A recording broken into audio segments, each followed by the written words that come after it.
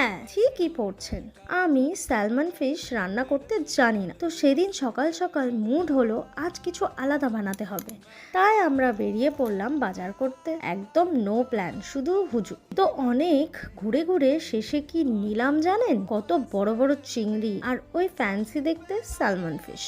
এবার বাড়ি ফিরে একটু চিন্তিত, আচ্ছা এটা দিয়ে আমি কি বানাবো। গুগল করার আগেই ভাবলাম থাক, আজকে আমি নিজের মতোই বানাবো। তাই নিজেই বানিয়ে ফেললাম, একদম সিম্পল। সল্ট, ব্ল্যাক পেপার, একটু হলুদ, পেপারিকা আর একটু লেমন জুস দিয়ে ম্যারিনেট করে নিলাম, আর স্ট্রেট প্যানে ফ্রাই। বাস, কোনো ঝামেলাই নেই। আর সত্যি বলছি, আনএক্সপেক্টেডলি এটা খুবই টেস্টি হয়েছিল। সব সময় মাস্টার শেফ হওয়ার দরকার নেই, কখনো কখনো আন্দাজেই বেস্ট একটা কিছু রেসিপি এমনিই বার হয়ে যায়। আর তোমরা যদি স্যালমন দিয়ে কোনো ইজি ডিশ জানো, কমেন্টে ড্রপ করো, নেক্সট টাইম ট্রাই করে ফেলবো।